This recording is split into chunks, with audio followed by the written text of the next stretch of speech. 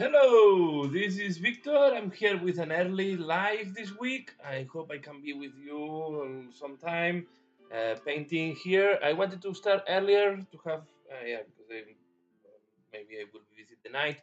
So I just wanted to start with you this live. So just checking that everything is working well. Just give me a minute. I will check that this is working as expected. It seems that here we are. Sorry, I'm a little bit early. We are going to be painting some undead, and I will be doing the skin of this orc. So this is the last orc of the bike. So I will show you how I'm working on the bikes. I'm as well painting these skeletons. Okay, so I will change a little bit. I will move this out so you can see this better. You can see here all my setup with all the cameras and so on. Just one moment, I'm checking that I'm live. Then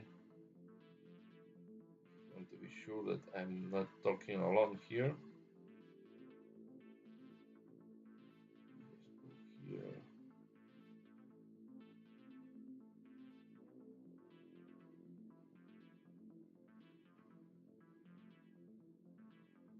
Let's see if I can find myself because it seems that every time it's more difficult to find myself.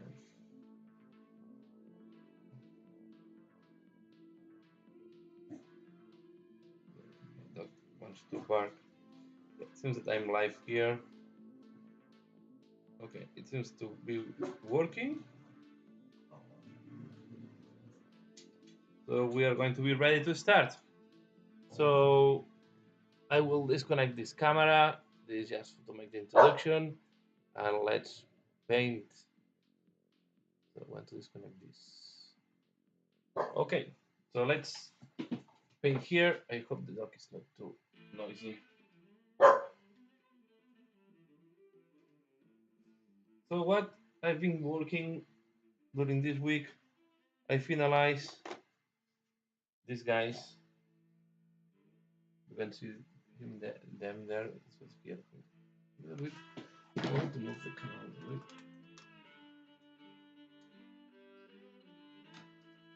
Oops, sorry.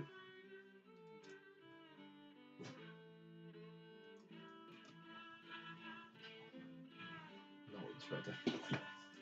So you can see I'm working on this guy. I've been working on this guy. This how it looks like. And then I also finalized all the squad, right? So one was already in camera, this is the other gun.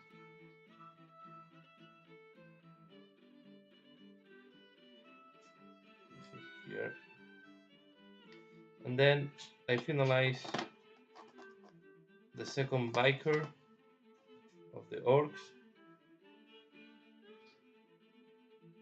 So this one I make like jeans, the trousers, this helmet, the red skull at the back. Then yeah, you can see the bike is quite dusty. You can see here from the glasses and so on. They're really nice sculpts. But I think if you have to do a lot of them, you will need to buy at the end third-party helmets and heads. And this is the other bike that I did a tutorial on. Okay, so you can see here. So as well, I had some dust and dirtiness on the bike.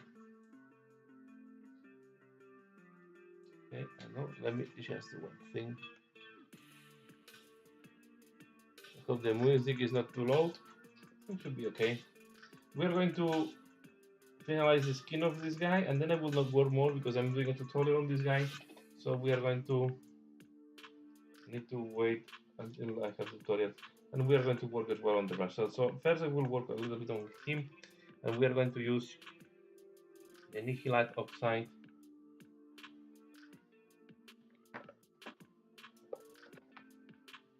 to make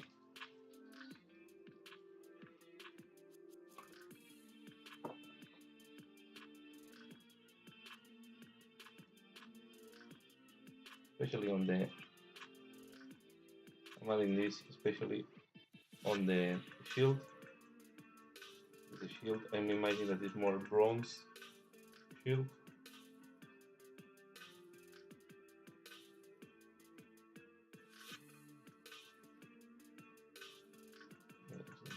Especially where we have the damage, the shield.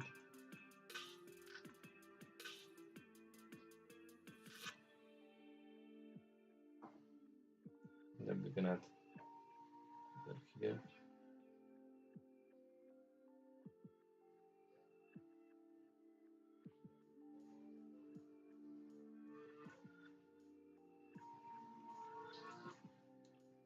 Want to run. What I'm finding is the camera a little bit too dark. See?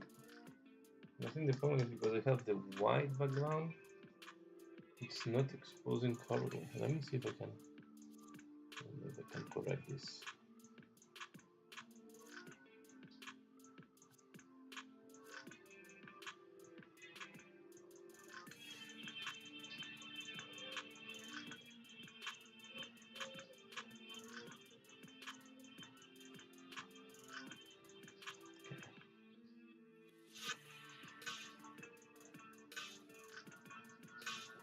The balance of white is not perfect, but okay, I will need to work with that this time.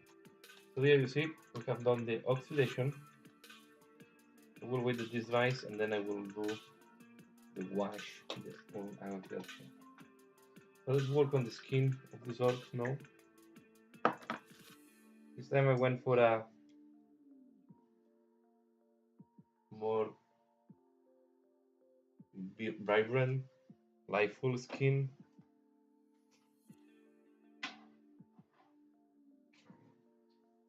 More saturated color. And I'm basically working between mood green and Warpstone green. Okay, so let's go here.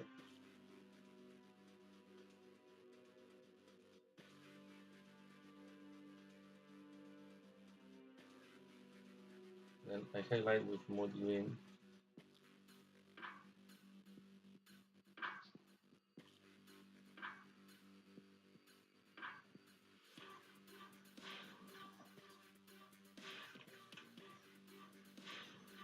Now I go back to the one with the darker green. And then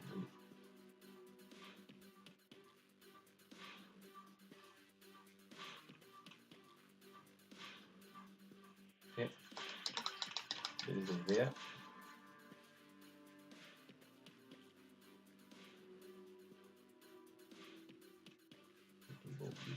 Like this. The mood green to make the list. This gives this lima green. I think it's fun to do on orcs. So I wanted to go for different skin tones to give a little bit of personality to each orc. Well, to show that you can do the skin really very different. The orc skin is very different tonalities.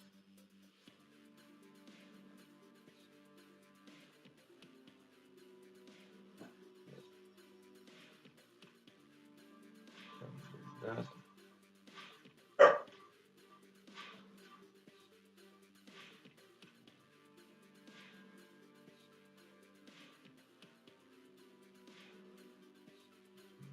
What was done before was mood green with a wash of dark green was called the wash I used was called this one Baka green, and then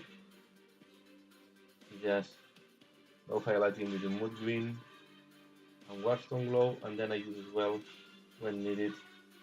I'm using Caliban green.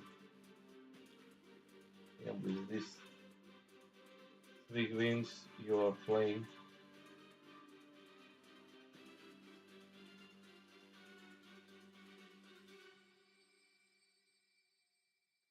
Okay, if you see you move too far, then I come with this is the place where you want to play Caliban Green.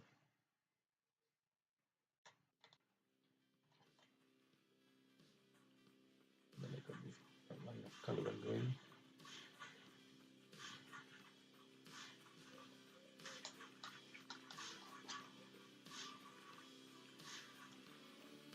For example,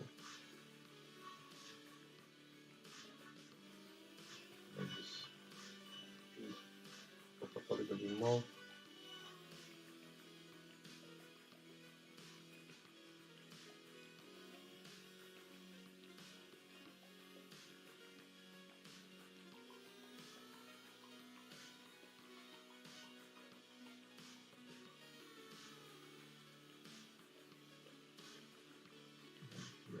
We can mix too.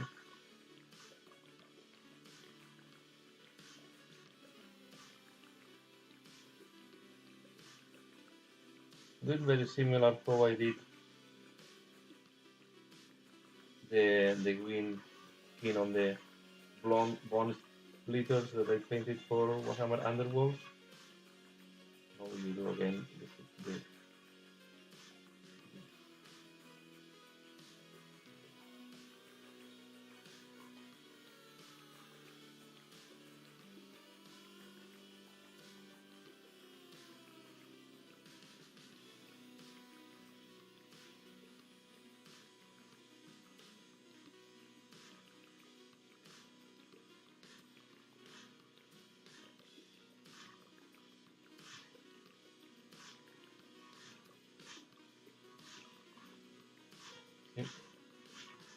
That would be nice.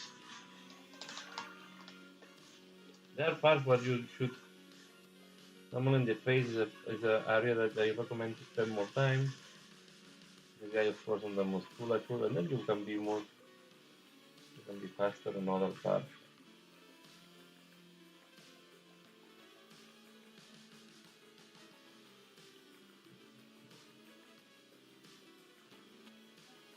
Dominoes. Right. So I'm expecting to finalize these guys this weekend because this is the last one, and then I will ship it to the owner. We'll make some pictures and ship it.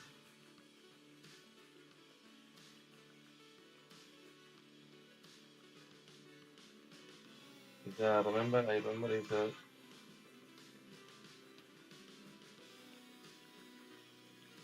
project I did with Essex Boyd.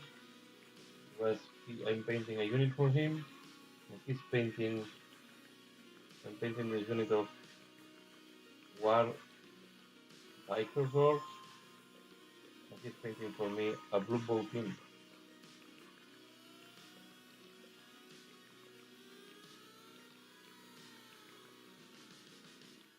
It's really a way to paint something that maybe you will not have in your collection, as well to have miniatures painted by other painters.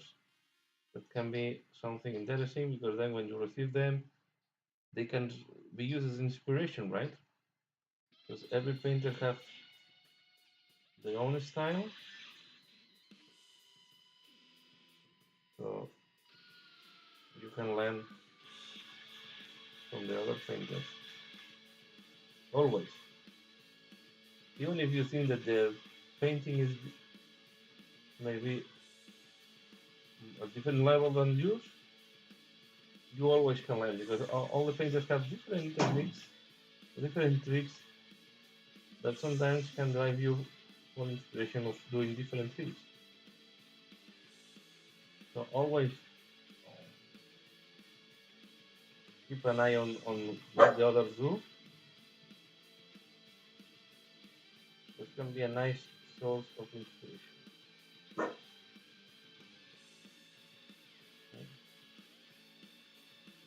he told me that he likes to have different skin tones on his orcs. So I decided to take advantage of that and play with different skin tones.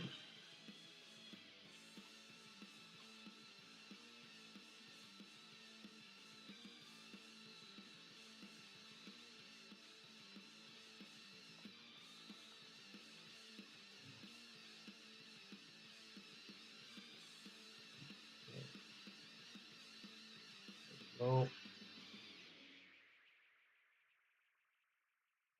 and if you're joining the live show, please share it with other people. Give a like. This helps a lot to the channel to arrive to more people. And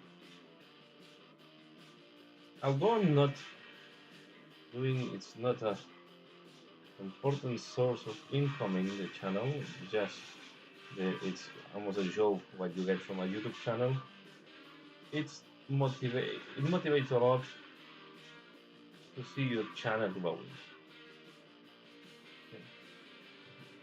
So recently, my channel has not been growing too much. I think even decreasing in terms of views and time of view, and this can be quite demotivating sometimes. So I will keep pushing to see if I can change the tendency. But yeah, you also need help from the people, not sharing and spreading the channel so others can reach the channel and then help to grow. So it's more than the income that I'm looking from the channel, it's more the motivation.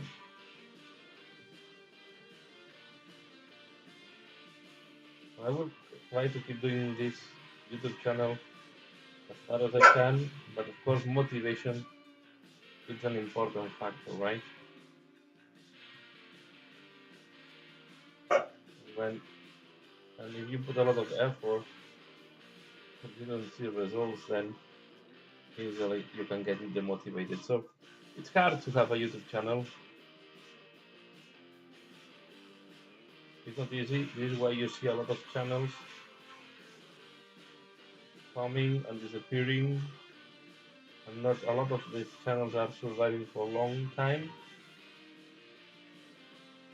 In my case, I'm almost I'm 8 years. No, 9 years. I think 9 years making videos. Because I started making videos around 2013, so on May. So I'm on more or less on my 9th anniversary of the channel.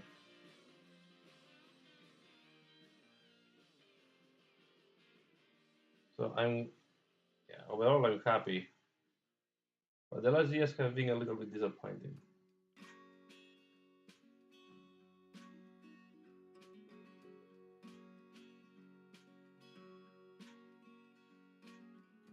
I think also other platforms are impacting YouTube, like TikTok,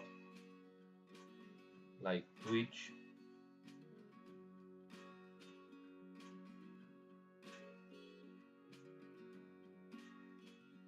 I don't want to start another. I don't want to start Twitch. But I think about that, but as I'm not doing this to make a lot of money, I prefer to keep it easy, not to complicate too much my life,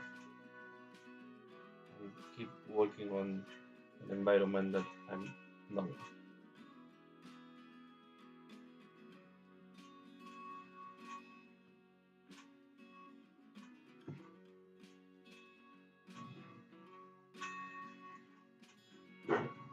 We can talk a little bit about the info. You can see that I'm just playing within the Warstone glow and the mood green to make this skin. The mood green makes this in yellowish tone that I think pops up very nicely. Then you use a mood wind,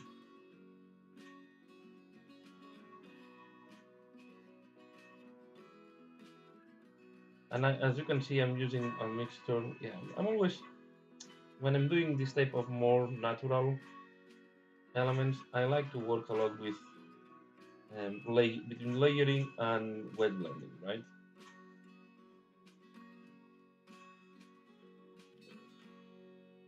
I will say maybe wet blending is my favorite technique, and it's a technique that I'm more comfortable with.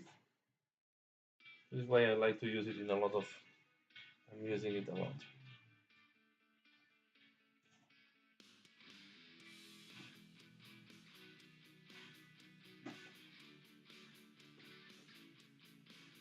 So, especially on these things that you want more smoother transitions. If it's an armor, but you want to go more for a car transition, then you can use the edge highlight.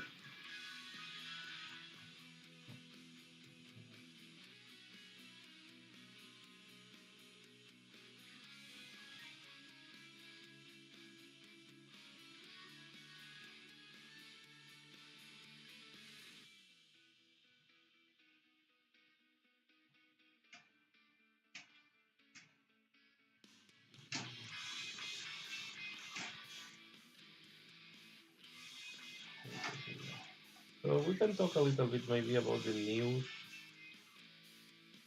from Games Workshop, where we are going. So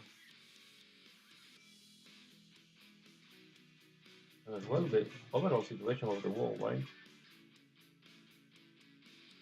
So the crisis and the war in Ukraine is creating a big impact on cost overall. Does not look to have a easy ending at this moment, and this will impact all at the end. So the cost of the energy that high, especially in Europe, will cause at the end cost increase on everything.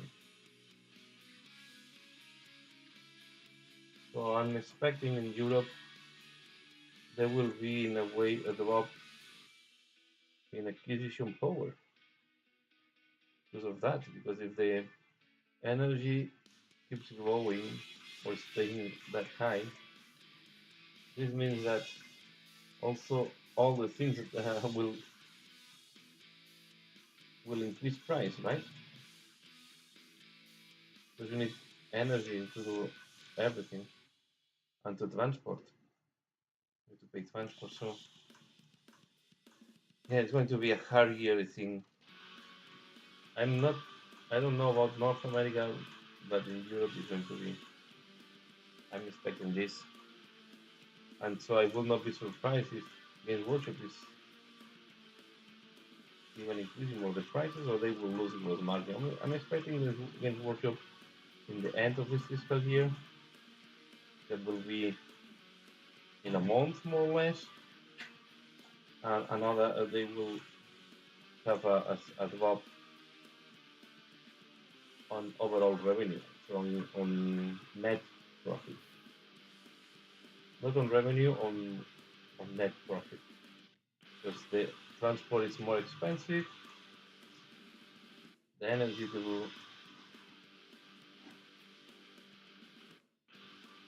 make the meters is more expensive, and overall this means that you are losing gross margin if you don't increase prices. They have increased prices, but not the same level of the increase of the transport and everything. So let's see. So this is why I think we see all these boxes at 200. They go for these bigger boxes to see if they can recover a little bit the gross margin, I guess.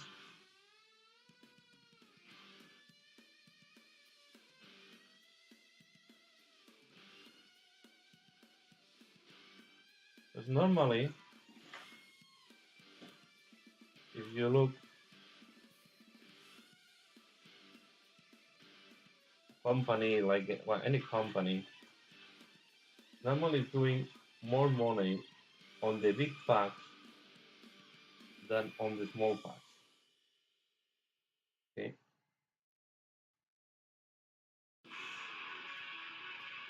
let's imagine. Let's put another example. Well, let's put a box, right? You imagine that you have a box with 10 marines and you have a box with 20 marines. Okay, let's put this as an example to understand what I'm meaning. So to make a box of 10 marines is not half of the price of making a box of 20 marines. Okay, yeah, the cost of making the miniatures, yeah, one is double than the other, right? But the box is not double the cost, so the box will not be double the cost. The transport will not be most likely double the cost unless you, because you can maybe pack more. So overall, and then all the other costs associated, right? The people that you need to pay salaries and so on, they will be the same. You pay the same if the people is dealing with one box of 20 than one box of 10. So what means for normally for games workable for all the companies, it's more profitable to sell big packs, and this is why they can make discounts on the big packs because normally they have much gross margin, and they keep the small packs as a way to bring new people into the business. Right, so this is why the very small packs, Games Workshop. This happens in all the in all the things, in food, and everything that you do. So this is why on the starter sets they can make more discount because at the end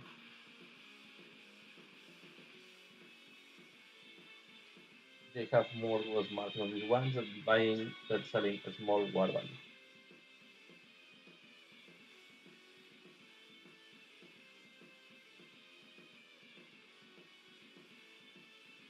But also have the implication that the person has to spend more money on the set at once.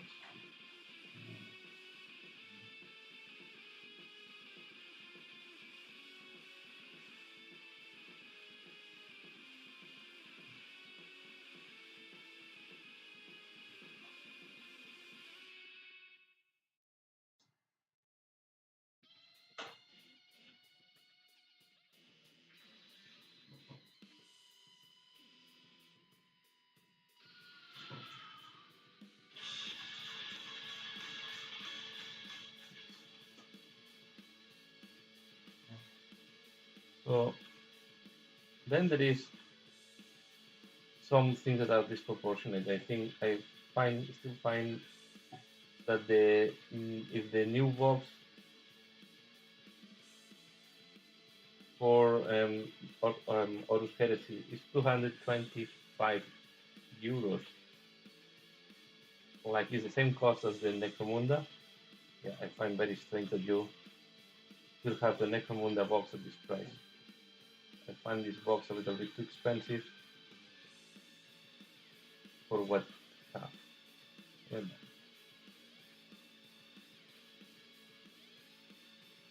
I also understand that making terrain is the same cost that making almost than making miniatures. So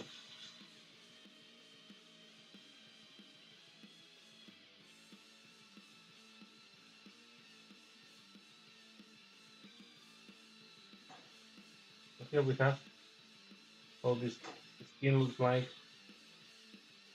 Hi Derek.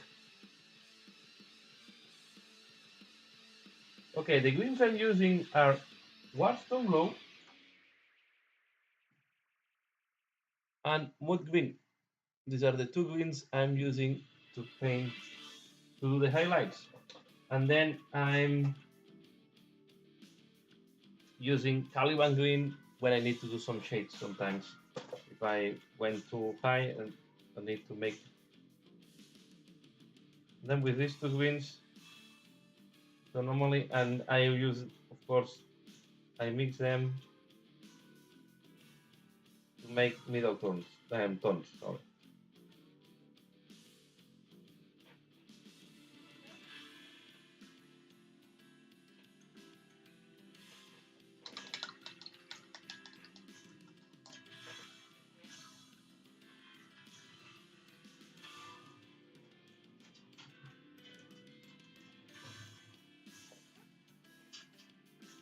So now I'm quite happy how this skin looks like. So now I'm just going to add some of the mood green in the places where I want a little bit of sharpness on the musculature and add some more reflections.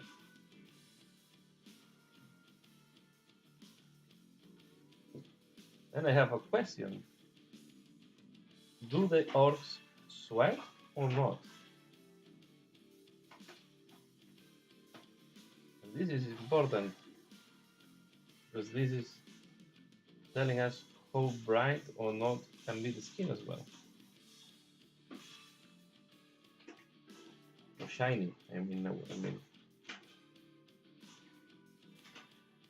Because they are like fungus, the orcs.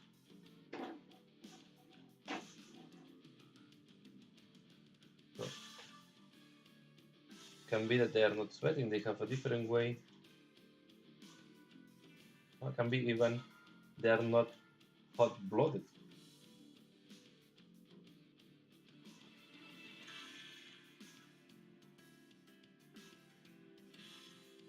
I'm curious now. I don't know if there is literature about these orcs.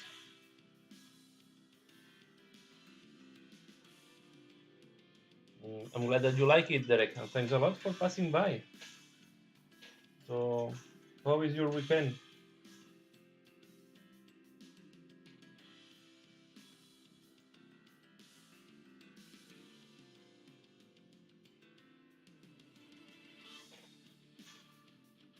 So, I'm doing it as well. This the first part was done. I painted in a tutorial another day because I'm doing a tutorial on this guy. Okay, but the point is I just need to advance to do the next part of the tutorial.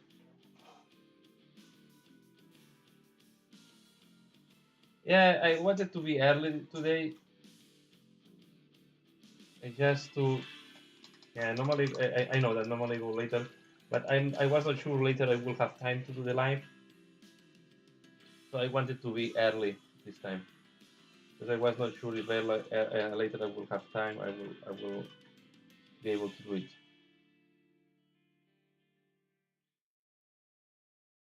I know it's not the best even for the YouTube algorithm to change the time of your videos on live, but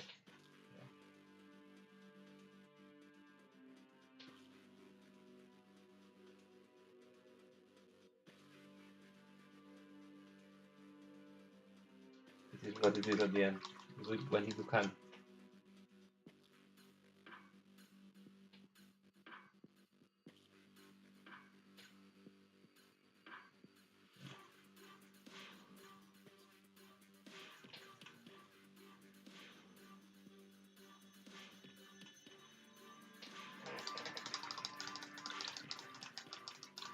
I think I will leave it like that. The skin thing like that is sharp enough.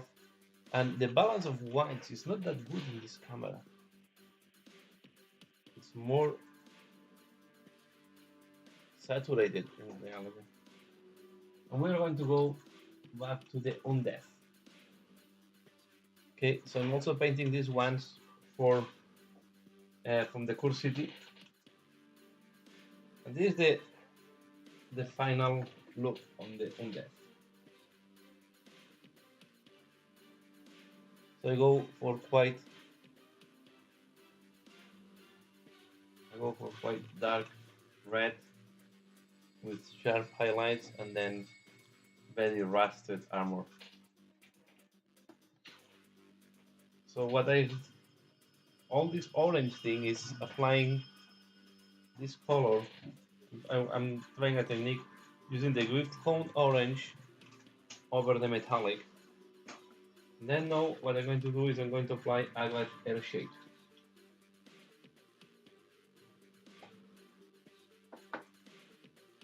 And I will wash the whole miniature. You can use even a big brush, a bigger brush.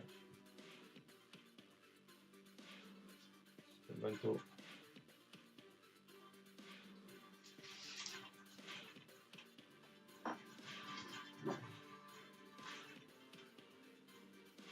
and later on you can even the bones I will wash them with the Agate Earthshade and the clothes. This is why I have this look that is so dark on the red.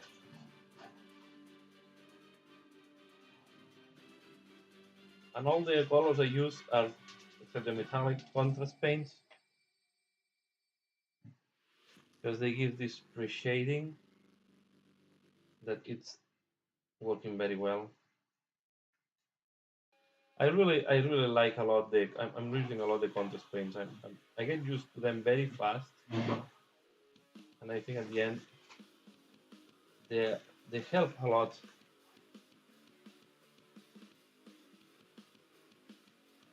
to create the shades and the highlights. Of course, they are not clean like a wash or any other technique like that you will need to clean up later on, but they give a very nice starting point. And if you apply on top of wash, you reinforce the shading already created by. You can see that I also use Nihilite Oxide this one because I'm thinking about a bronze shield more than an iron shield here.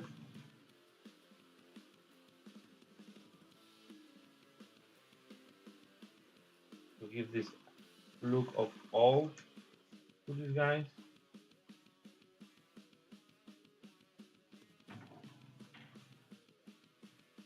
Yeah, it was an experiment on these miniatures to see if I can use, because at the end the oxidation is orange, and then once you apply and then it gets darker over time, right? So I thought, okay, let's try to simulate that. We put this orange that is quite desaturated. It's not a super saturated orange on the metallics, and then we apply the Agate Earthshade that will darken this orange. And I was quite happy with the first skeleton I did like that, and I think I will do it. Before, what I was using is the Razor Rust, but I was diluting it as almost as a contrast, as a wash, right? So say, and then I thought, why not to use directly a contrast paint when doing the same with the Razor Rust? And you can see once you have applied on top the Agate Earthshade, the orange is not that bright anymore and looks like quite interesting way to do the oxidation. You can add a second layer of Agate Earthshade if you don't like it, if you find it too bright. But I think overall you can see, no, for me this spear blade looks really rust and old, and it's quite dark on the camera. Let me see if I can put more light. So because I don't know why it's so dark on the camera. Seems that the camera prefers night streaming. Or maybe because I have this, I will remove the white thing, and maybe the balance will be easier for the camera to. Sometimes when you put white, you know it's better. Still coming a little bit too dark, but I think now the balance is better. So the camera does not like to have the white background.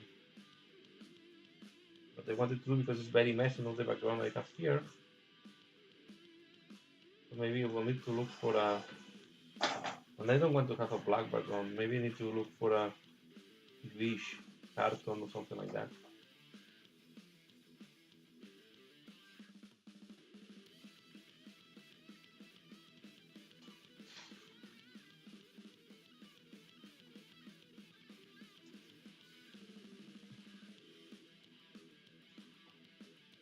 Yeah.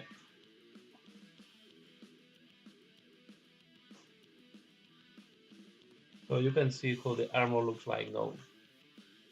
And I think once it's devised, it will look good. So when it devised is like the one I shared before, will be very similar to this one. Here I did very thin. You can see I did very little highlights, like scratches almost of silver in some places. This was not as weathered as the one, so I will play with different um, rust intensities, but you can see that I think it's looking quite good. And the shield, to make the bronze on the shield, it's the same. I apply the metallic everywhere, and then I use the first layer that is here. This is the color of the shield. First layer flesh over silver, and then you have this bronze tone, and I use the nihilite oxide to make some oxidations and then a wash of Agvac Airshade. And I think overall give a nice look. And it's a very fast way to do this bronze looking or cooperish looking metals. Okay, and now let me show the orc again. Maybe it's going to be nicer to see. You can see now. You can appreciate more. More is more the color of the skin, so you can see it's more on the more brighter than was looking before. It's more on the lima color. Okay. So as guys you have not seen at the beginning,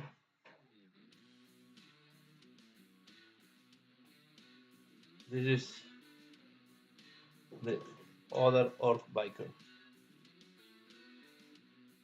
that I already painted.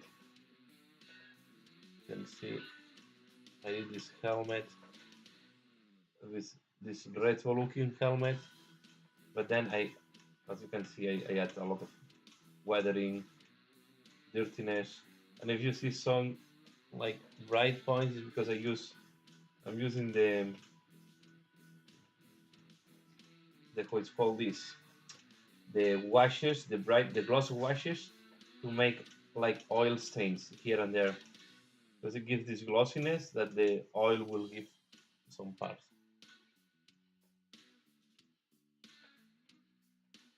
So quite happy how the bike came out.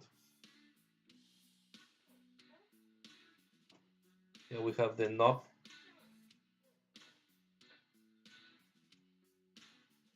with the Gretchen lying at the back. And then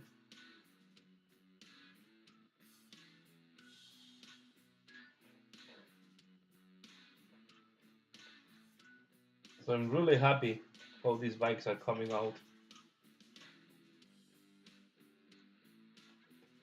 And the orc will ride this bike.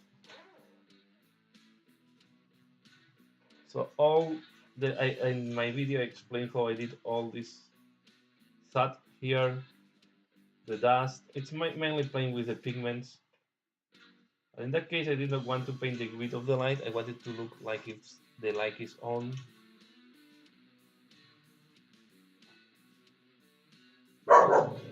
Yeah, the orcs are really. I don't paint too many orcs, to be fair, but they are really fun to paint. I think we should paint more orcs, maybe all of us, because the orcs are ideal to practice techniques. Because do you need to have a very clean finishing, and they are very good to practice rust. It's like a little bit like Nargle. Also, it's a type of miniature that it's inviting you to play a lot with rust and dirtiness and weatherings. But Orcs is also great for that. So, and you can go wild. And if you mess up a little bit, it's not going to be a big deal on Orcs.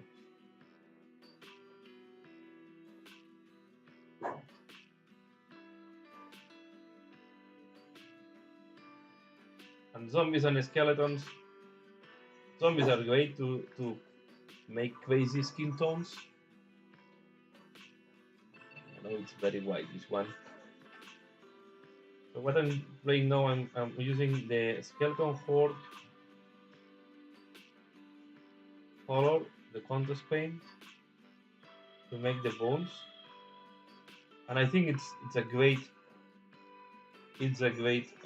color because it's giving you the tonality of applying a Screaming Skull plus Seraphim Sepia. You will end up in the same place. So highly recommend this color. If you need to do skeletons, Skeleton Horde is your color. As you can see, you almost don't need to do anything else after that. And it's especially in the case where the bones are not that much because I'm covered by the armor in most of the places. Yes, I'm going to put them here to touch a little bit because I went with the red over the bone a little bit, but they're going to be minor touches. You can see.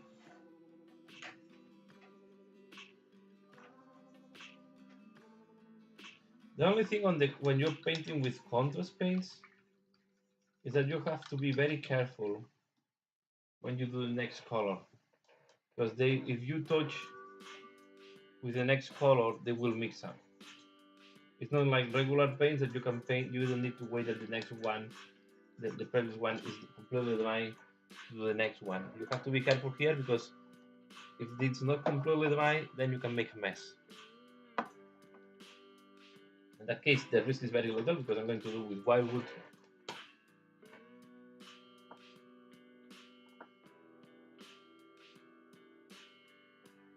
The spear.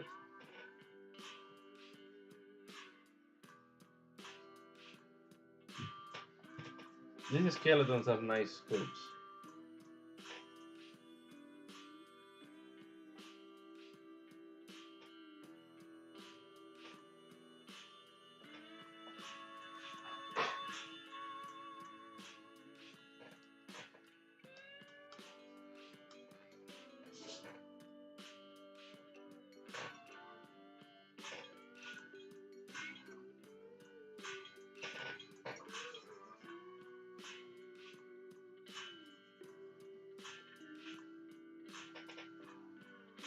See there.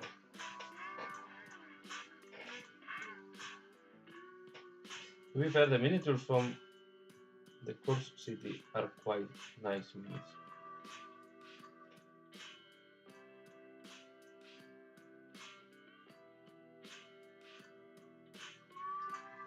Let's see that.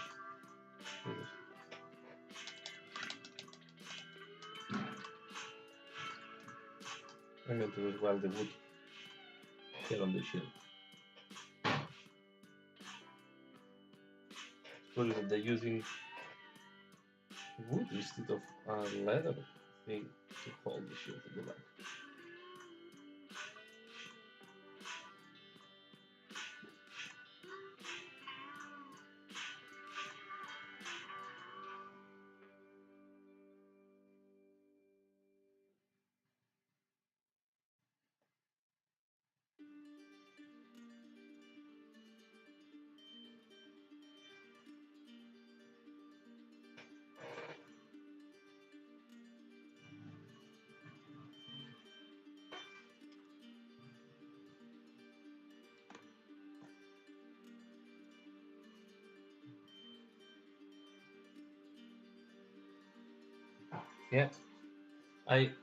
Yeah, this is the version I painted the ogre,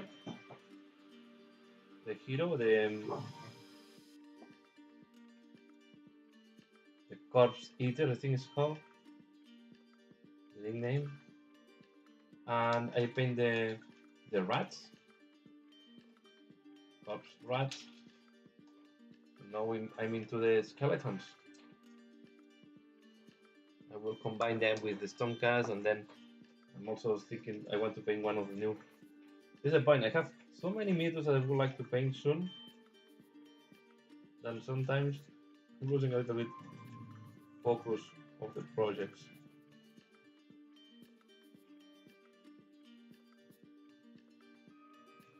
Now what I'm doing is I'm using a bone color to clean up here if there was red on the leather before applying the contrast.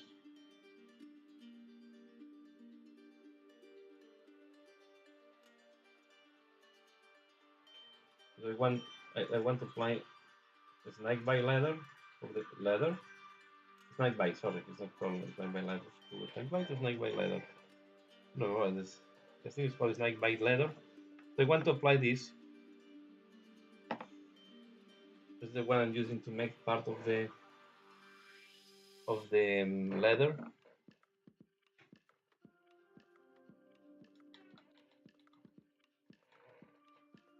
So I want to clean up the that. Then if I have, you can see that there are some spots where sometimes this happens with the contrast paints. It's not that you have made a mistake, you cover, but I don't know why, because maybe there was a little bit of stain or something. The contrast did not work well on some, they leave some white points.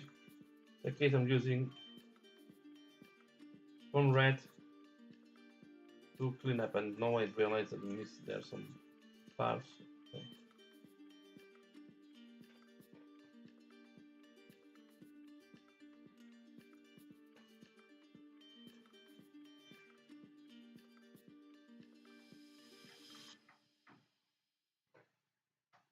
Here I missed part of the spear.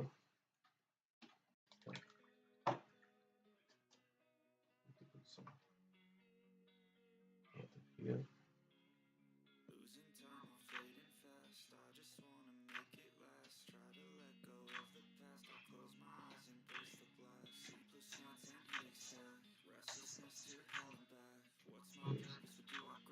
These meters are a little bit painful to paint sometimes.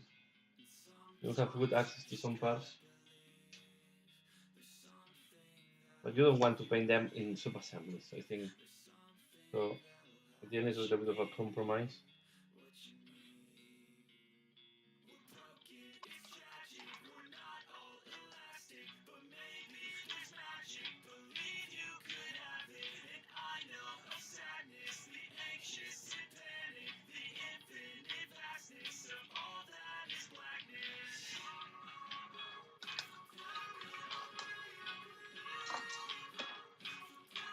So I'm trying to reach very inside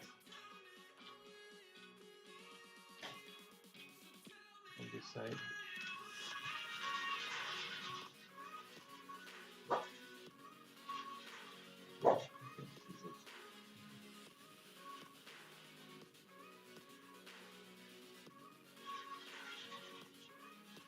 This is sometimes the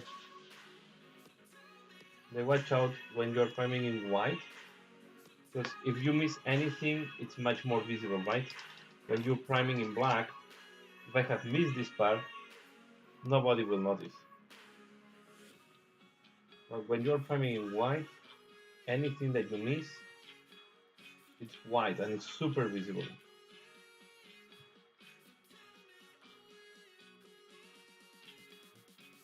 So this is something that you need to know if you want to play with contrast paints. This is a drawback. You can go faster because the contrast paints gives you this pre-shading. But if you miss any part, it will pop up very nicely. And here I'm trying to go inside. There it is.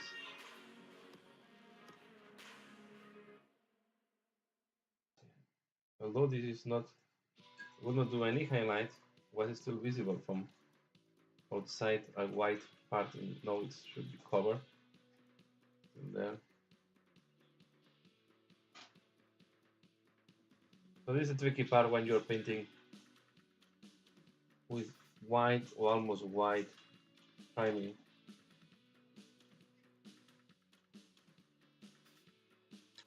You need to be very careful not to leave any unpainted part.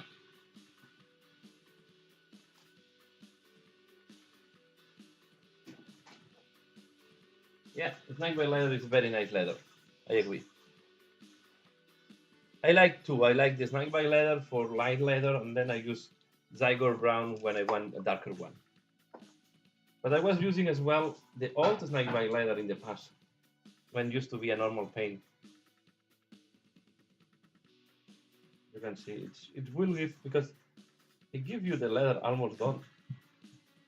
So you almost don't need to do any extra thing. It's Snake by leather, because you can focus a little. You can put a little bit more.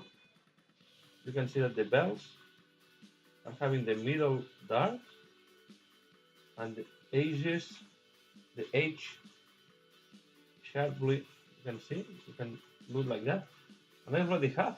It's already weathered this leather. You don't need to do anything else. If you play a little bit with the contrast, you have it done in once.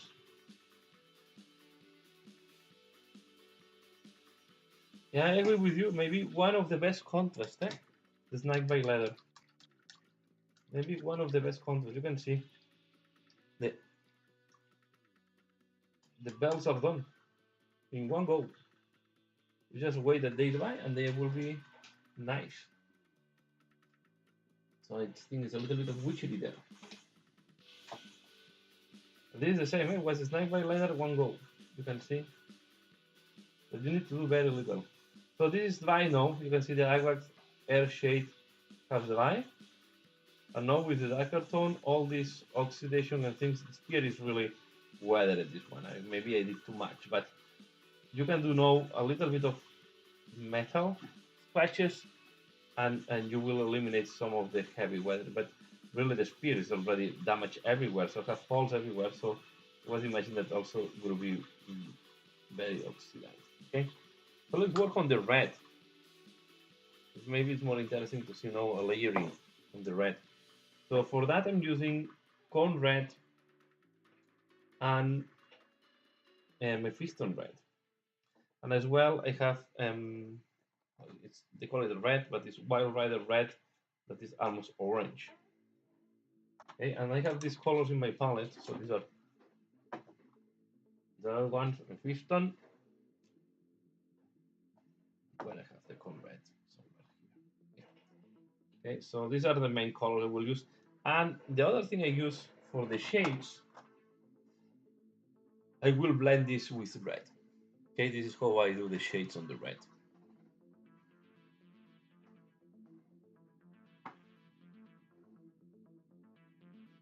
So let's work, for example, this part here that have. Then here I will keep it deep because that's like. So I will start with. Yeah, I'm a little bit annoyed because the color right on the palette and make it very strange.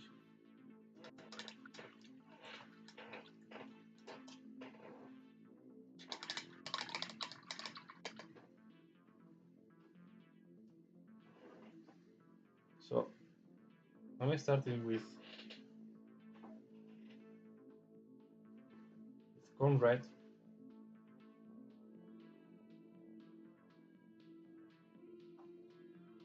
Okay, and now what you want to do is you want to highlight.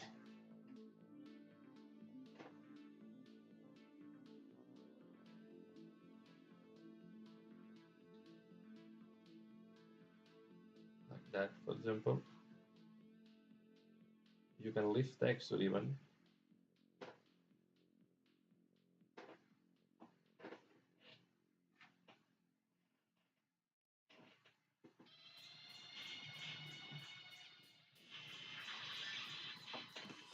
And now I'm going to use the brown.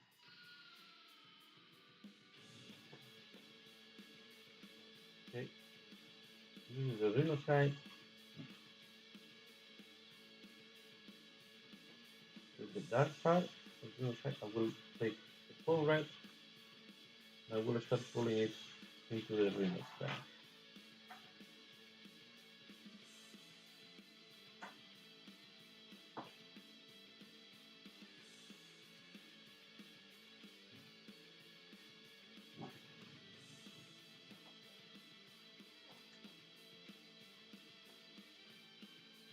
We're going to do the opposite.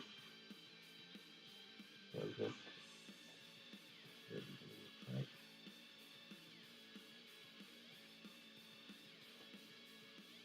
make it softer.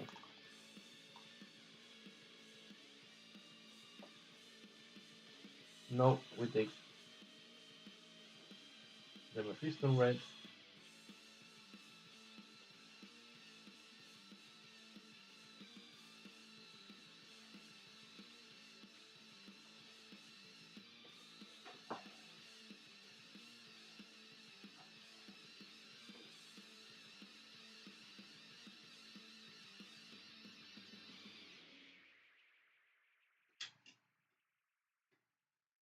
Now what I want to do, this is a hole done by weathering, so I guess I will apply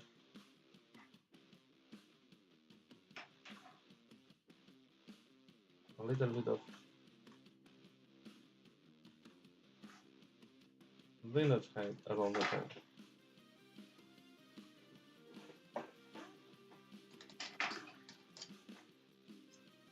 So I like to have these sharp, bright red things. Okay.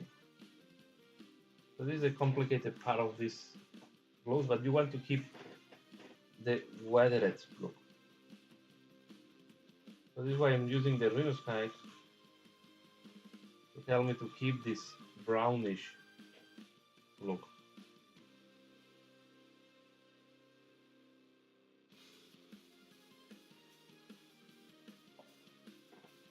And to be fair, on these skeletons, you might have to work on these red parts on the clothes, depending what color you want to do.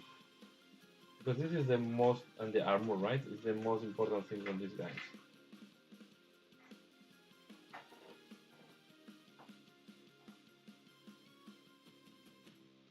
And I don't want to clean up all the white, so I'm happy that it looks a little bit dirty.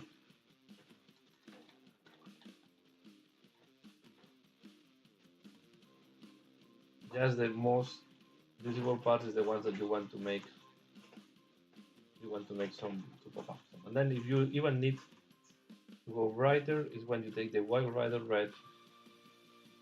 Be very careful with this color because it's very bright compared to the other reds we have applied. It looks orange. And you just apply to emphasize a little bit the top of the fold or wrinkle.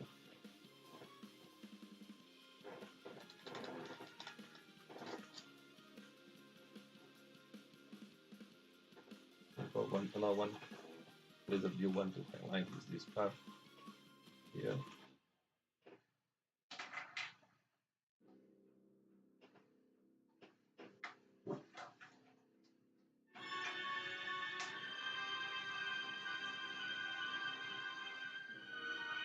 And always have a little bit of Rhino's hide to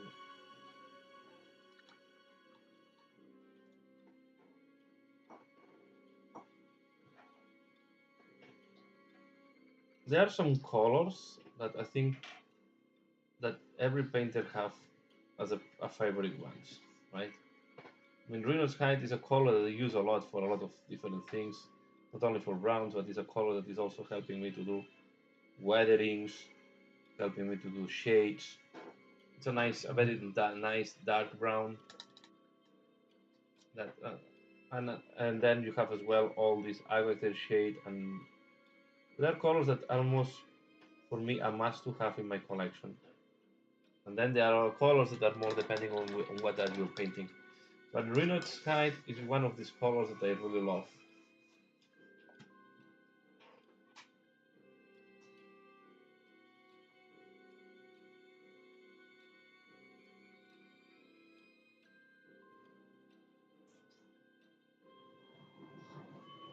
and it's the color of most of the rims of my bases.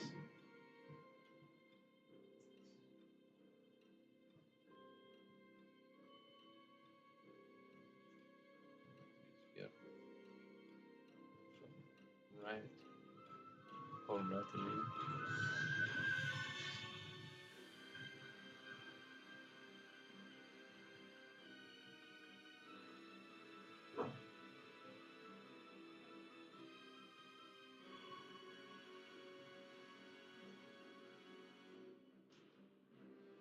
You can see there that I put too much oil rather red.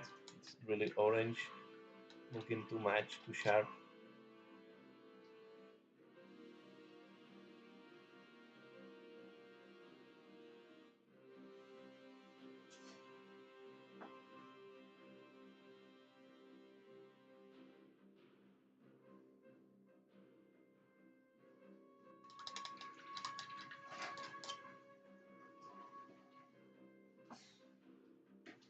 Now I'm going to sharpen this with a cloth with my piston red.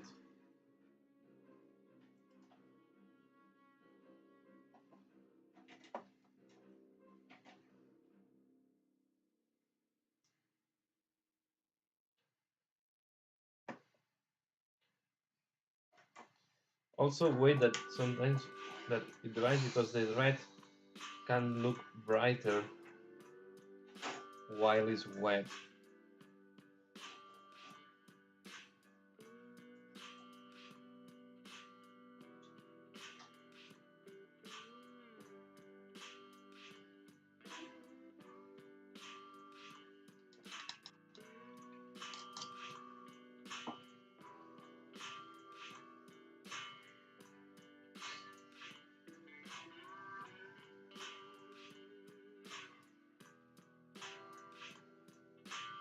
And again, using Rhydon Sky to soften this transition.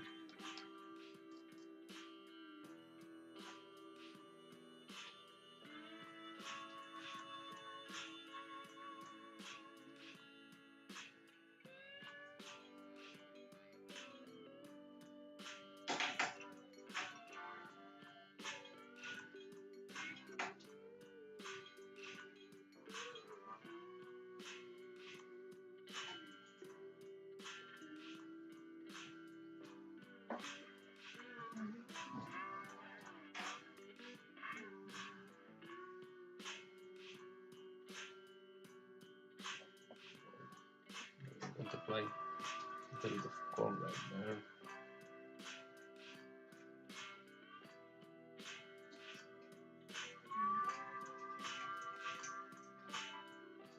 Then the eye is telling you that this is red, but there is almost more brown than red on this red. But at the end is what is the perception that you have.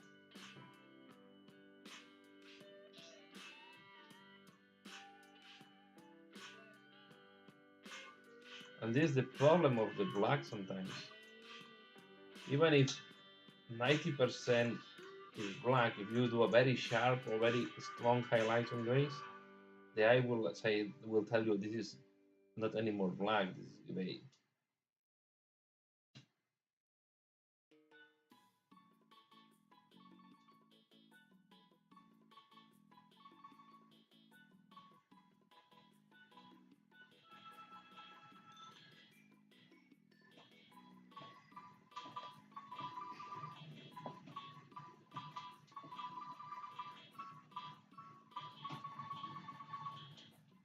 And see another red that I like a lot I like a lot working with red.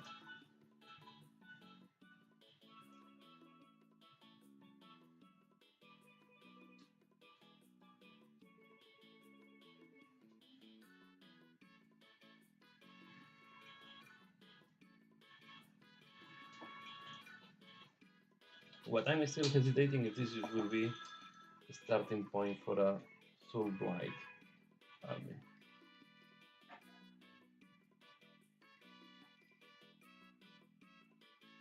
I think I will just put them as a line for my Nighthound from time to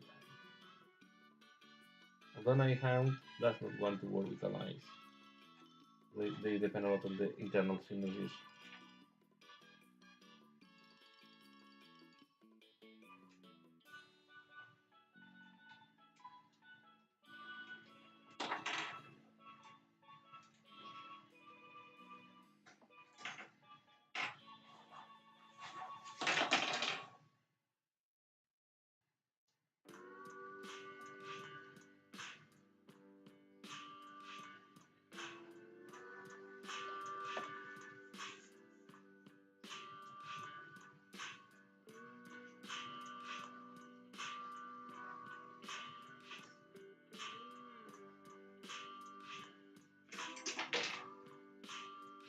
Uh,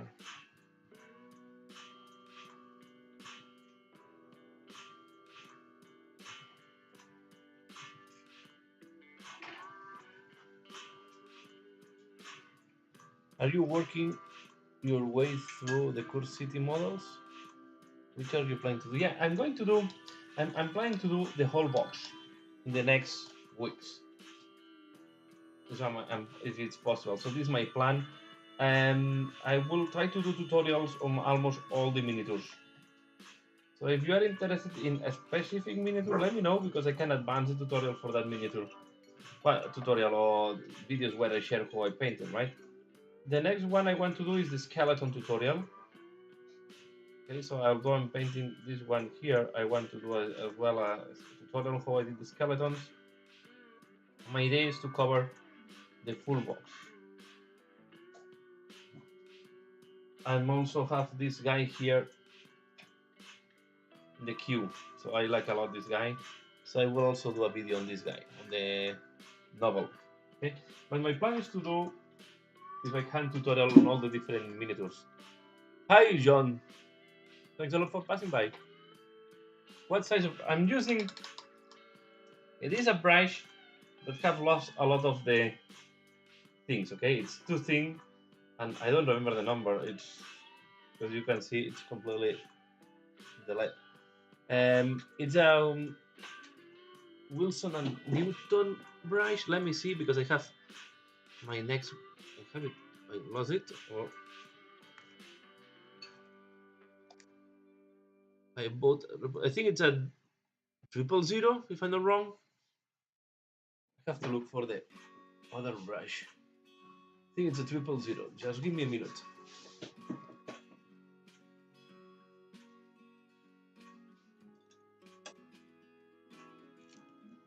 Here it is. Okay, I'm going to show you the original one. So this is the brush I'm using. Okay. This is the next one that will suffer. And this is a Series 7 Wilson and Newton. And this is how a new brush looks like. Okay? It's the same number, exactly the same. It just happened that this has been used for a while. So it's a 000. And this was the original size of the brush. Okay, so this is the difference. Let me put maybe. So this is the difference of the two brushes now. Okay, you can see I lost almost half of the hair of the brush or more. I did not start using this one yet, but I think I will transition soon to a new one. I've been using this Wilson and Newton maybe 1 year, painting every day. So this is why it's so weathered and so damaged. But even in this state, it's doing the job pretty nicely.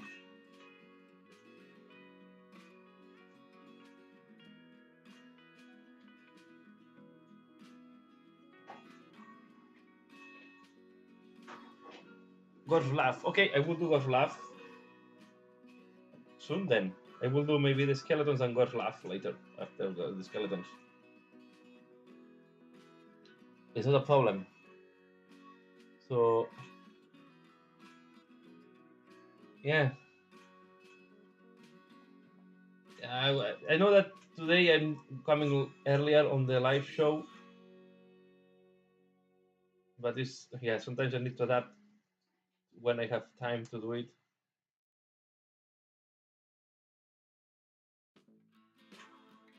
I'm at home with my kids, with my two sons, and I have my little one there playing with the Lego.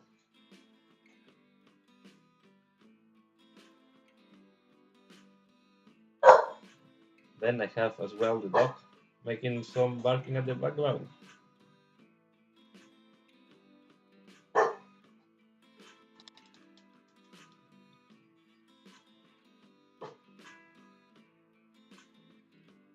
The brush control, it's a lot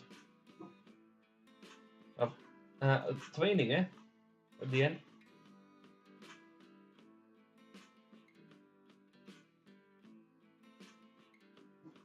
As well, yeah. And I will say, everyone have, not everyone is using the same brushes and in the same way. I know that there are people that like to use bigger brushes than me. I'm using two small brushes, technically speaking, for the job I'm doing. So I should use bigger brushes. But I'm so used to work with very small brushes that I'm not uncomfortable. So in terms of brush, use the brush that you feel comfortable with.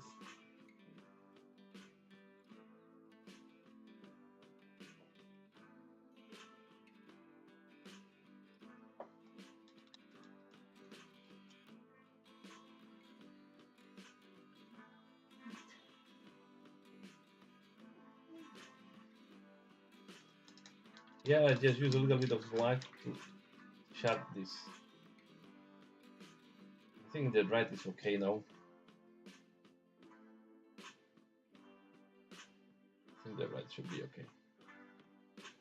So let's work on the bone. I'm just mixing the paint. I have flake one flesh. To be fair, for the bones, I can use flake one flesh.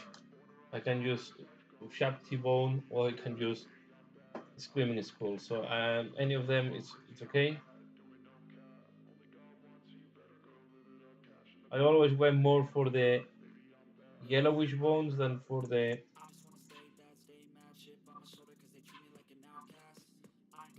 white bones.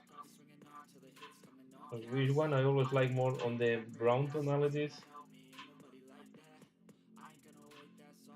And these ones, you don't want to make them super sharp and clean, just to create some small highlights. And then again, you see there, I find them too bright. So what I'm going to use is I'm going to take a little bit of Reno's hide, and I will do the separation between the fingers.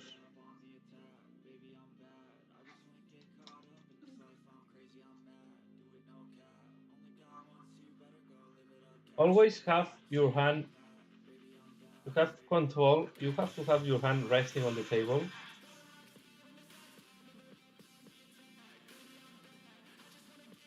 Don't try to paint with the hand. So let me show you just, I will zoom out just one moment. So to show how my hand is resting on the table. So normally I have my hands like that. So this part here is on the table. So I'm that, and the other hand is as well on the. In my here by mistake.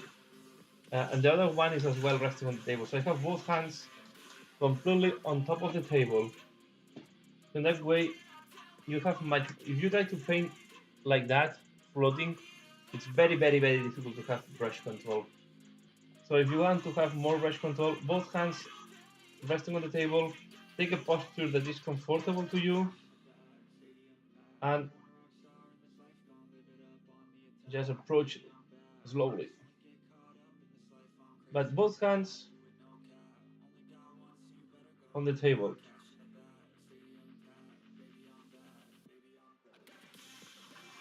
And you just move the waist. Okay, so I just move the hand like that, but my arm is resting on the table. I don't use any part. I will just use my hand and this part. So this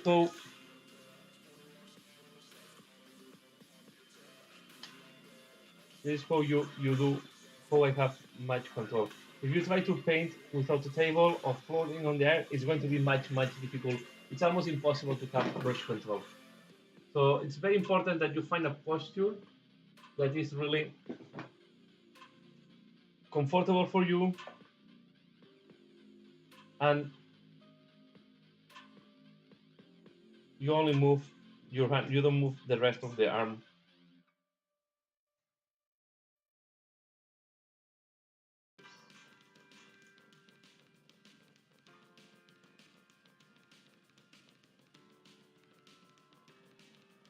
Okay, and then the paint,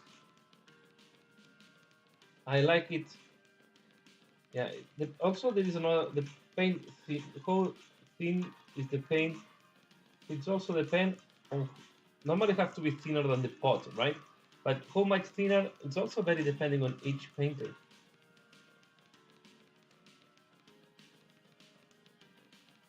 So here I'm using a little bit of each stick there. We all make mistakes. So when with the EP88, but then I use a little bit of Rhino type, you can simulate this very easily.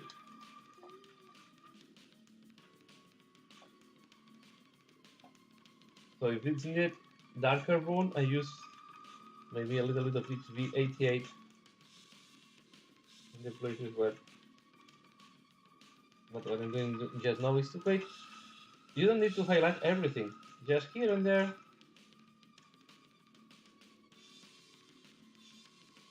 A little bit.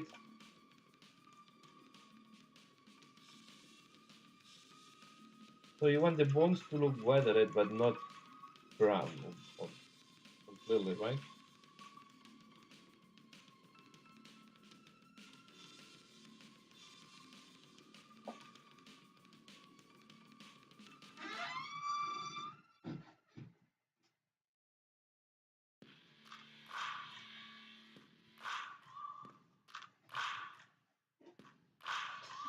Well, I want to show you what I'm using. So let me just put one moment this camera. You see, I'm as well using magnifier glasses. So I need to use them to be able to do all this detail. It's much comfortable for me to paint like that, so I always use these magnifier glasses when I'm painting. I used to paint without any magnifier glass. No, it's impossible. You need to use magnifier glasses. And you have seen my little one is hiding here at the back. So, but use the magnifier glasses. Uh,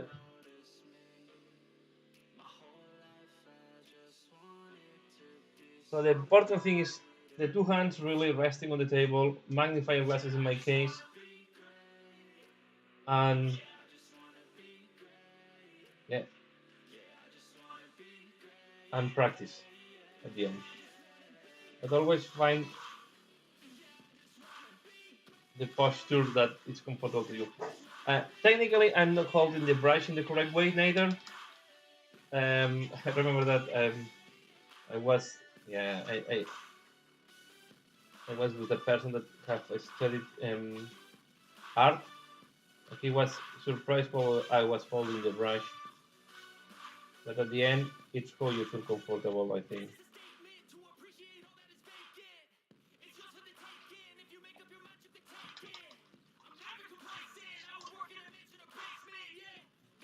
And again, here because I'm doing this live, I'm maybe taking a little more time to do this skeleton. But this is one of, if it's an army, can be one of 30 or 20, right? So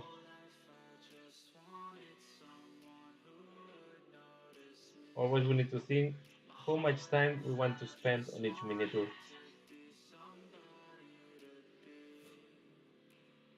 So there's people that say that they want to paint all the miniatures at the top level, and then you have to be realistic. If you paint always at display level,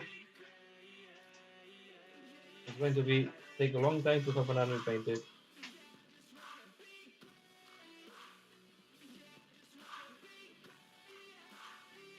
Yeah, here what I was doing is I was just going very, very soft with the brush. It's not really dry brushing, but it was going very soft because there is the teeth, just to let the brush touch it. Okay, now let me take, we'll take Iron Breaker.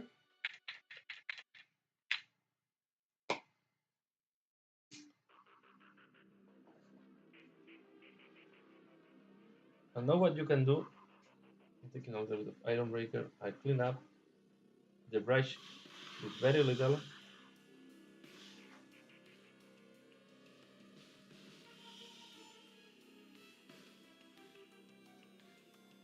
You want to add a little bit of metal, sharp metal at the end of the sprite. So the parts that will touch something, they will have a little bit of metal, right?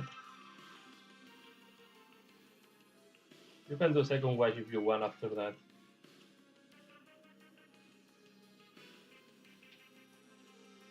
You can even do a dry brushing if you like it more.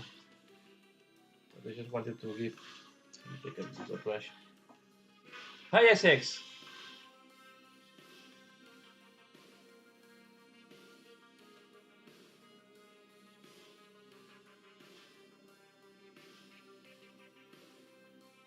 Oh, so yeah, glad to see you here, SX.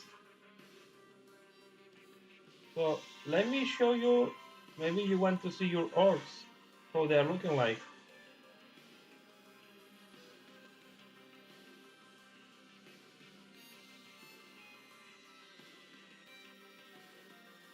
Let me just minimize this. We will, after that I will do another wash, because you want to, I will do another wash in this spear, because you want to, a very thin one, to make the metallic look less bright.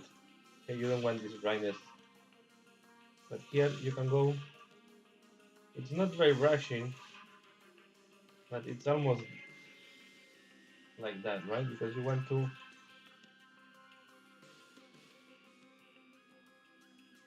and this is purely optional thing. It will depend how.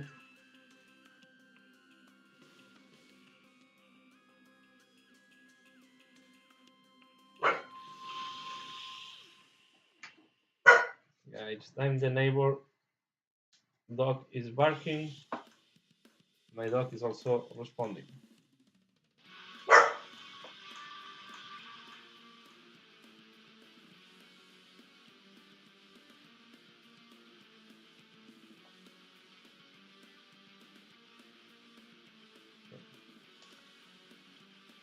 I don't want to go too sharp with the metal, and I think on the only part that you maybe want to.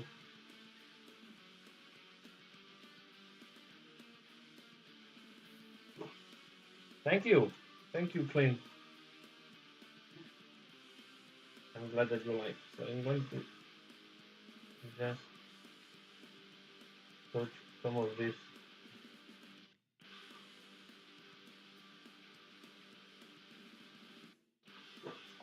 Things like that. Yeah. Then I will do another wash there. So let me.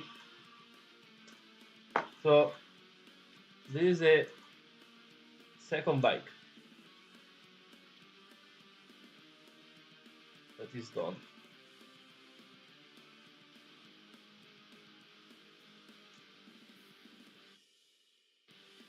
Okay. So I went for this retro helmet with yellow, and then yeah, I put some flames here in yellow, but I wanted to keep, and then I dusted. I had a lot of, you can see, dust there on the front as well on the bottom. So to make it look like he's running on a, well, it looks like a desert type of environment, right? So it should be full of dust everywhere. And then this is the guy that is wearing jeans. It's really a motor guy, right? With the black jacket and the red skull at the back. Yeah, and then we have the knob. I think I already shared you how it looks like once it's finished. You can see now with the picture I sent you, the face was not done. Now the face here, you can see it's done. Yeah, I'm glad that you like it. I'm glad that you. So this is the Gretchen flying at the back. I play, as you told me that you like to have different skin tones. I play with the skin tones to have different colors. So some are more greenish green, other ones are more vibrant green. Okay, having this big chopper, I think this chopper is really nice. I like a lot, eh? I think you are convincing me to make more orcs in the future, so it's really fun to paint orcs. And the other one is still in progress, so the bike is done. Again, white dust. Weather it. I use pigments and of different types to do the sat as well on the exhaust pipe to make it look that it's being in use for long. I don't think they spend too much time cleaning. And this is the orc. I'm not painting it because I'm doing a tutorial on them. Okay, I don't know if you have seen the tutorial on the bike, and now I'm doing the tutorial on this orc. Okay, so I was doing the skin at the beginning of their life because I already did part of the skin in the tutorial, so I don't do the full skin there. I just want to progress, but this is, you can see, it's more a lima, not lima, but a more vibrant green. So you have different skin tones for the. Okay, this is the guy with the chain, and then this will connect with the bike handle. They're really fun to paint, I have to say. Okay, and this is the look I will go for the skeletons. These are the skeletons from the Kur City. So at the end, I will put a little bit of. I will go very thin, but I will put another layer of agate air shade because the metallic is too vibrant there. You want to darken out a little bit, and I will.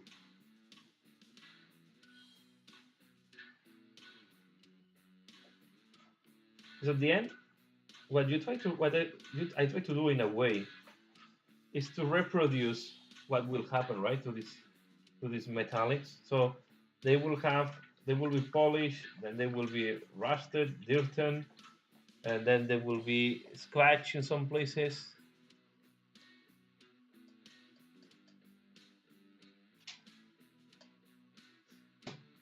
Ah, oh, you have to repaint. I don't think so. You put them in different squads. I'm glad that you like them. Um, so if everything goes to my plan, tomorrow I should be able to finish this orc, and then I will ship it to you during the next week.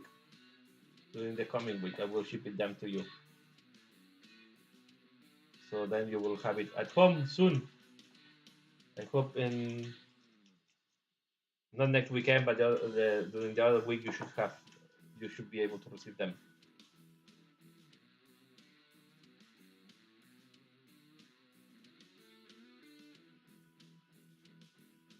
So let's see.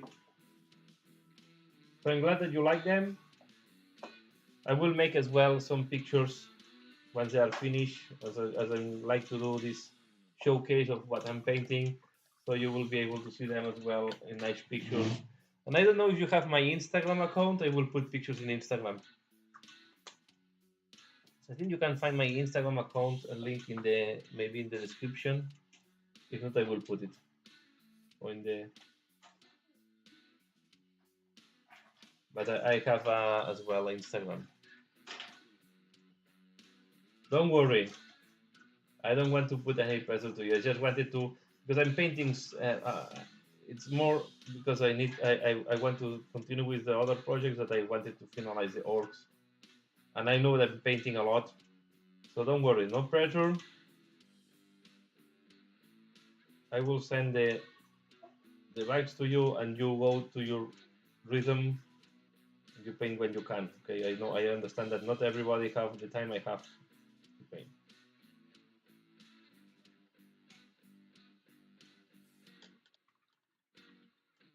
And I think this one think we will have another skeleton done. I think I've been quite a productive live show. Because I like to give this weathered look, and to be fair, I don't want to spend hours and hours on skeletons. So I will flip the next one. The next one is with a sword. And you can see I'm not really a batch painter, right? I'm more a miniature to miniature painter. Can be slower, but I like it more in that way.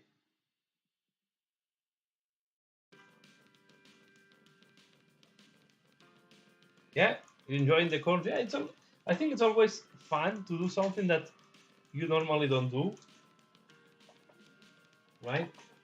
This is the reason why I'm so much in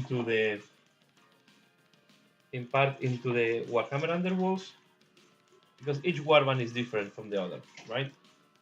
And it gives a lot of freshness to your painting, because each project is different, and you can invent a new color schemes.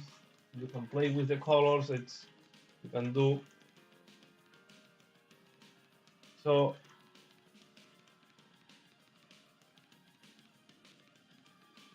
It's a very different from painting a project. And I think the orcs, the fun thing of the orcs is that you can in a way do that, right? You can have mm, orcs with different styles, right? You can have, if you want, some knobs with the Bad Moon clan that can be cleaner if you want in a way. You can have others that are more rooted, that are more weathered. So it's what I think the orcs are also interesting, because you can do a lot of crazy things as well. You can paint bright colors, dark colors, so it's give you a lot of space for invention. And then there is also all the scratch building vehicles of the orcs that is always amazing to see. I have to admit that myself, I enjoy more the painting part normally than the assembly part. But from time to time, I like to do small conversions.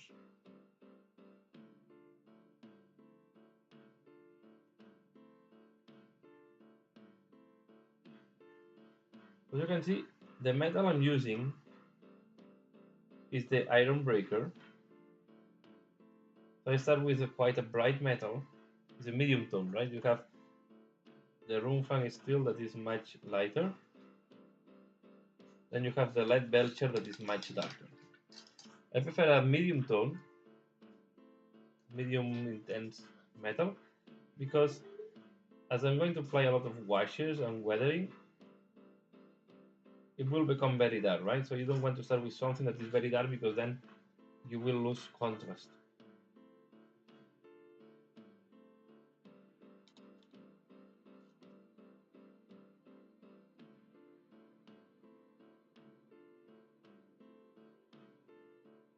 Yeah.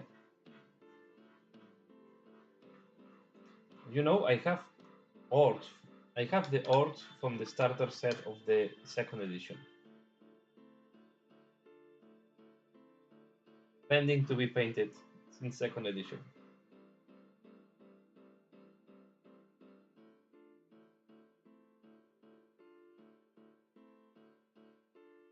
So I paint some of them, some Gretchings, back in 2000, something like that.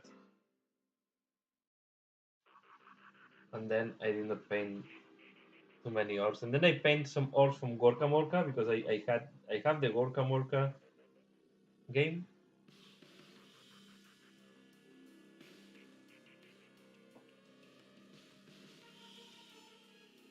And then I did not paint more orcs.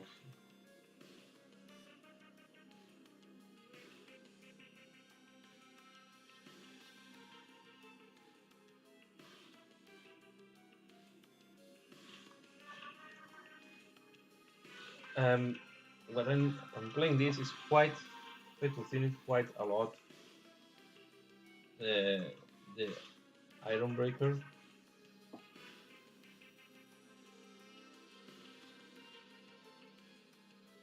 Yeah, can be that the orc is.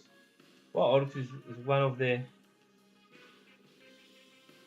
armies that has been. They had a lot of things, and from the past. When was on, they were on the second edition starter set.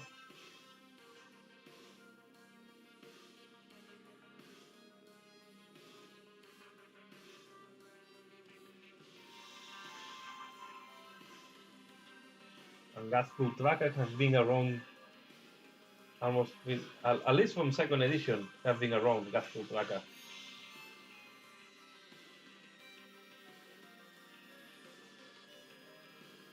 Gaskell Tracker and Commissar Yarrick. But I'm pretty sure Commissar Gaskell Tracker and Makari. Was a pity that Makari was not in editions after the second one, and then they just released it. I was very happy when it was released again in the last codex, Makari. So I always find it super fun to have this retching, this lucky retching.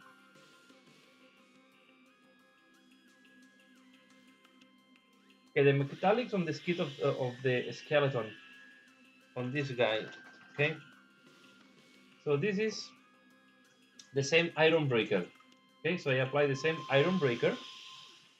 Then I apply a contrast paint that is this one, Fire Slayer Flesh.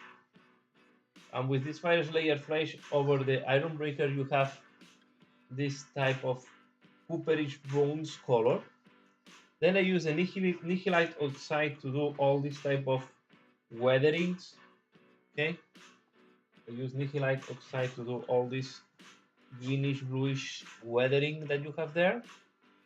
I try to dilute it quite a little bit more than so to avoid that it's too.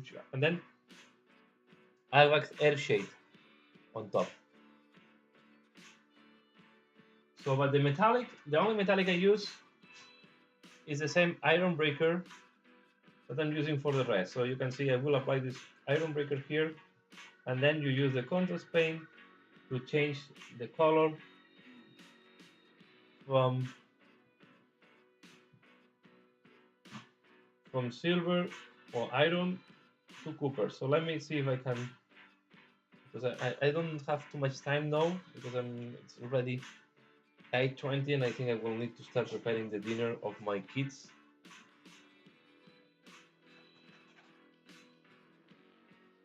So, but let's see if I still have some time to show you how I do the base color.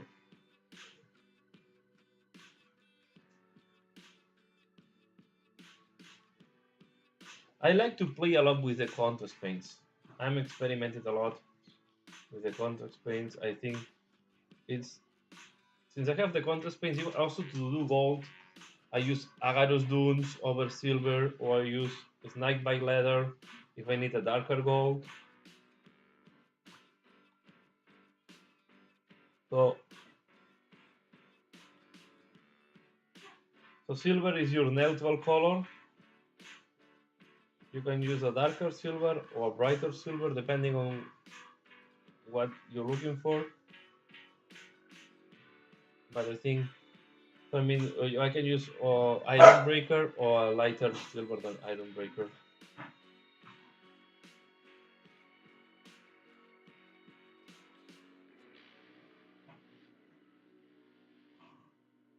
Yeah.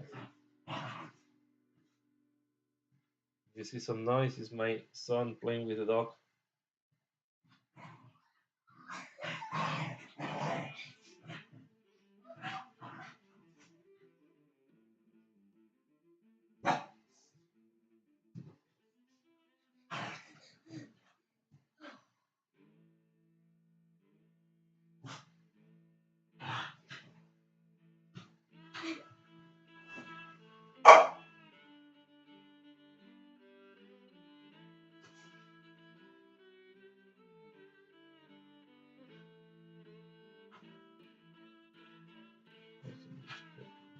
Here.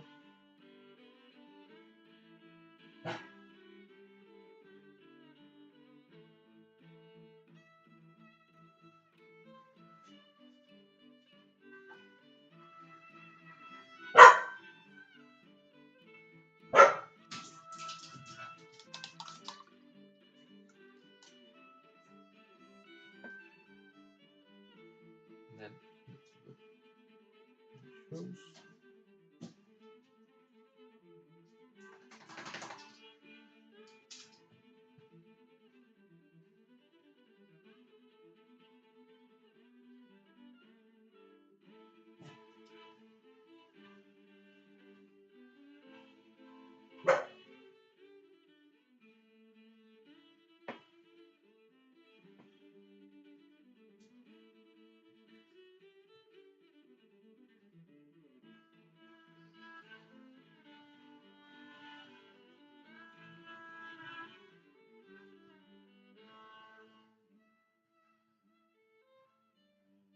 The Iron Breaker is lighter than the Lead Belcher. So it's between Lead Belcher and Ronfang Steel.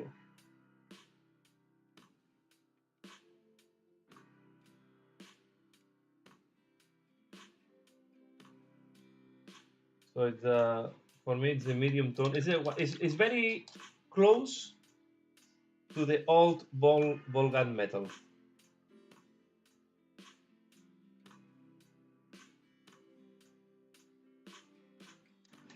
But, and then the Ronfang Steel. The Ronfang Steel is more close to the old Mithril Silver. And the Lead Belcher is the darker of them. Is the darkest metallics they have.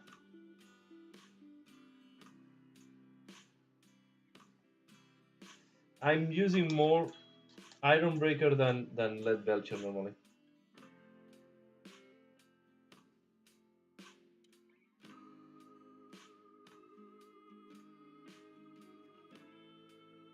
The advantage why is because with the Iron Breaker I always can put washes to make it darker. But normally I work more with washes than really with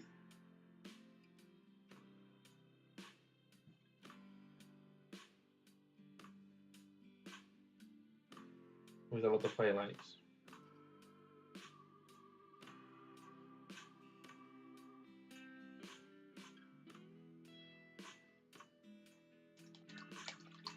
And the brush I'm using now, I don't know, because before I was asked about the brushes. The brush I'm using now is this one. Okay, it's quite a damaged one. Okay, again I'm using a lot of the brushes, so I'm not taking care of the brushes. To be fair, I'm very bad at taking care of the brushes, so they get damaged very fast. So I need to wait at this device before doing the technique I want to show. So while this is drying, we can do maybe the red here.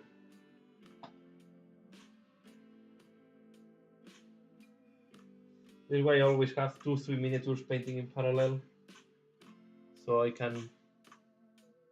And this is why some people do.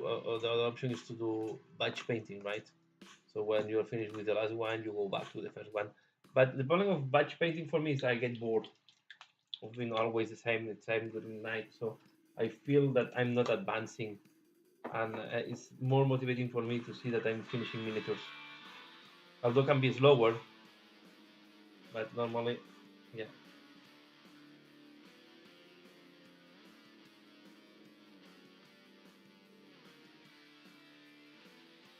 So what I'm using here is the red from the contrast that is called Blood Tear. If you want a contrast red, I have the two of them. I have the the Flesh Tears, and then I have the Blood of the Blood Angels red. Okay, this is much better. I recommend the I think it's for me. I like it a lot.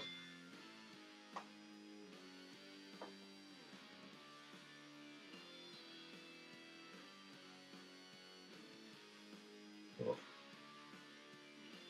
Flesh Tears red. I think is the way to go.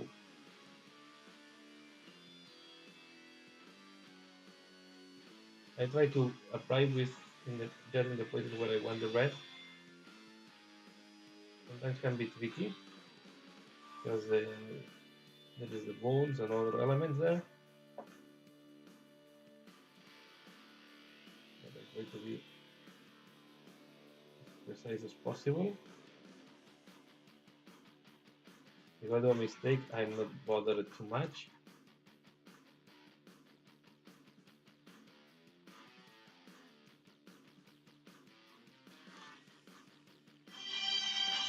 Sorry, the protocol.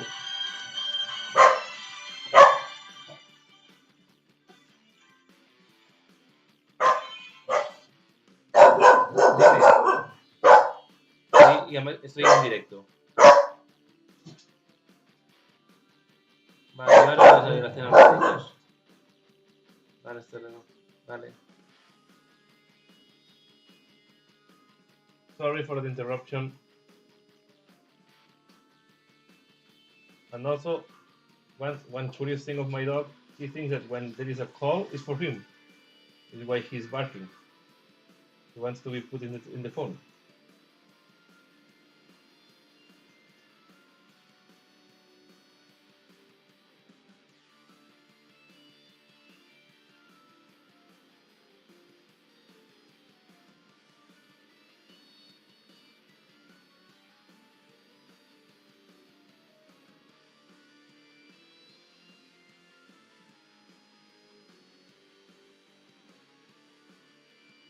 Yeah, I agree. Yeah, I paint 2 or 3 meters at the same time. Sometimes I do half batch painting if I have to do some the bases, for example. I do them in batch. You can see all of them have the base done. I do them in batch. These things that are fast to do, I do them. But then I have to do the personal parts, the fine things. I have to do it minute by minute.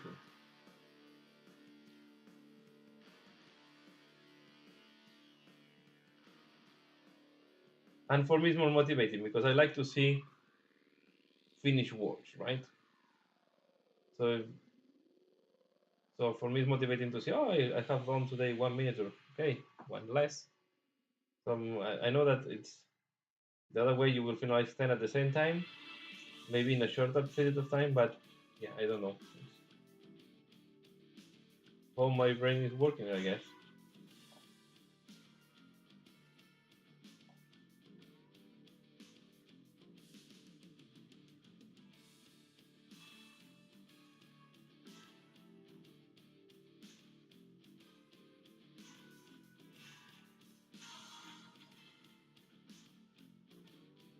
This, guys, the only tricky part is to reach with the red really inside of the clothes. They are not easy to reach in some places, but they are visible. And so I prime them in white. If you leave anything there, it's going to be very visible.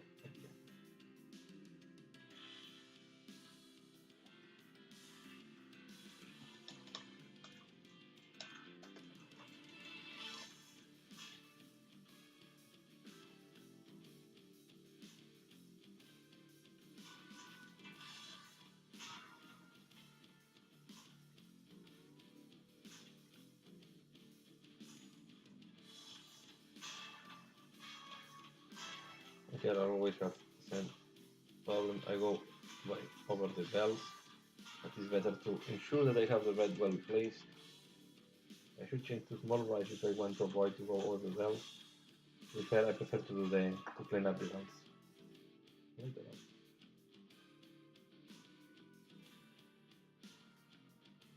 And if you go with the metallics, as I have to put iron breaker on top, we'll recover it anyway.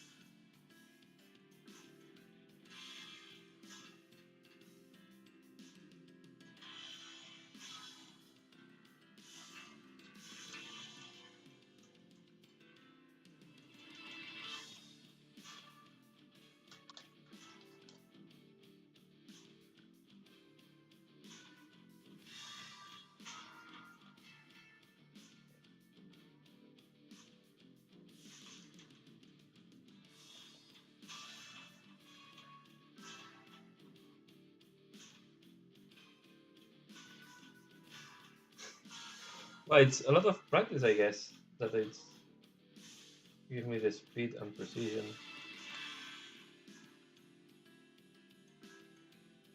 Um, with the contest paints, as they are quite fluid,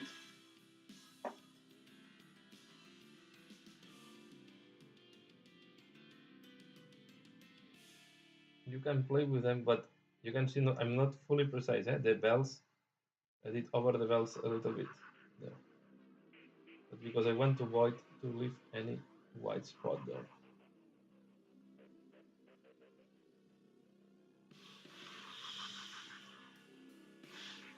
Now looking that I'm not missing any part. This is one thing that you will see in the contest paint sometimes. They I don't know why they leave some white areas. You can see here. You want to and yeah, later on what I do is I will do a second layer, but maybe using corn red. So this red is not giving an amazing shading. Okay, if you want to really go deep in shades, you need to do. I recommend to do a wash with Aqua Air Shade. That is what I did at the beginning of the live on the other guy. Okay, you have a nice place where the shades will go, but you don't have an amazing shading with this color. But anyway, it's a very nice starting point. It's a color that goes very well on top of white, right? Of cream colors. So you can see. And now let's go back to the previous guy. Okay. And we are going to do. I'm going to show you two things, and then I think I will finalize the line. So first, fires layer flesh on top of metallic. Okay, you can see you apply more or less intense. It's up to you. I like to go a little bit intense. You have this nice reddish brown color that it's very cooperish, and I think it gives a very this nice ancient look to this metal.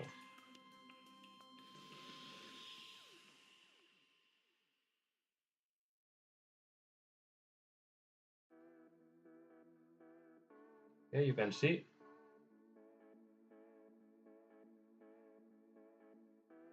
So don't let the name tell you where to use the paints. This will be maybe my point. Don't let the name tell you how to use your paints. Use the paints depending on the tonality and your needs. Because sometimes, and it's happened to me, I think it happened to everybody, we get influenced by the names and we don't think to use it in other places. Because it's called flesh, it's for flesh, but okay. There's a lot of things that can have. And then the other color I'm using here is the Griff Home Orange. And this is on the metallics to do the first base for the rust. It will look very orange now, but once we apply the Agrax Air Shade on top, we'll make it look really interesting. So this was what I did before putting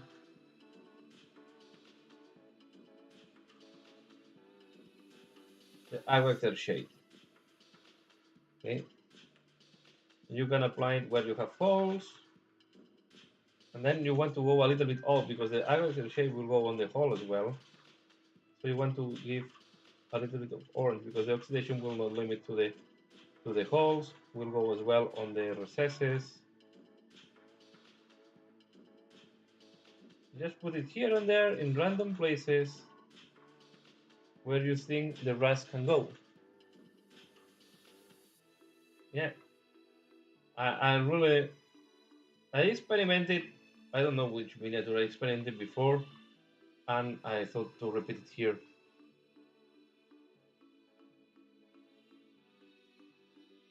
Now you add this orange everywhere. Once everywhere on the pots. Try not to overdo. Well, rust. You need to rust everything to make it look rust, right?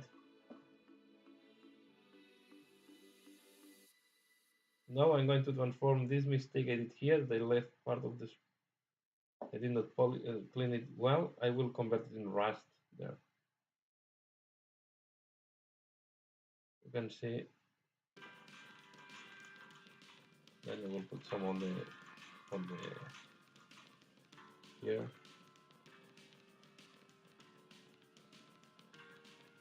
On the chainmail.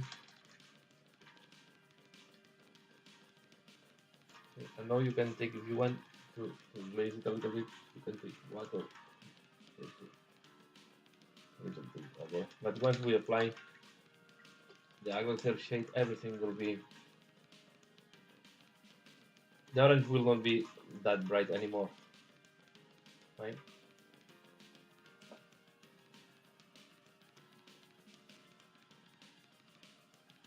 If you don't have the orange, use a layer orange, dilute it, or the Razor Rust, dilute it. Because I think what it is strange for me is that the Razor Rust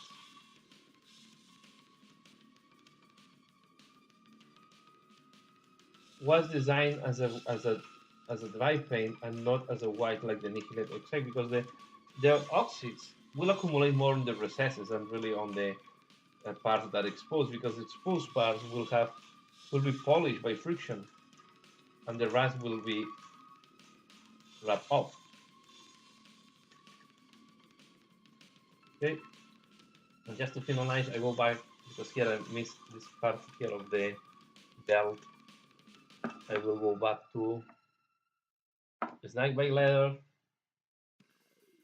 the magic color to do. You can see this is just one layer of Snack Bite Leather. You have your belts done.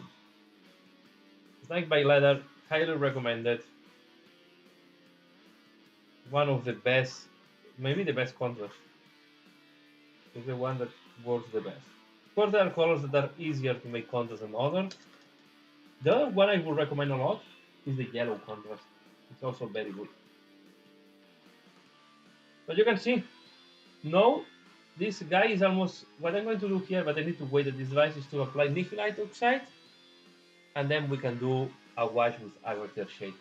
But yeah, as I said, it's 8:41, 8:40. So I think I will finalize here after this live. Sorry that I need to finalize, but yeah, I need to prepare the dinner for my kids. So I hope you have enjoyed this live session.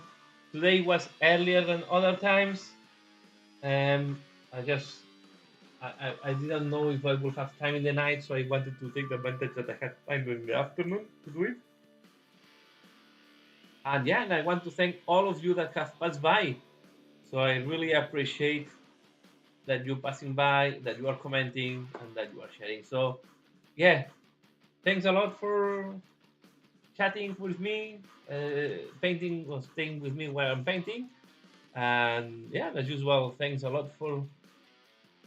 See you again the next time. So see you. Have a great weekend, and see you next one.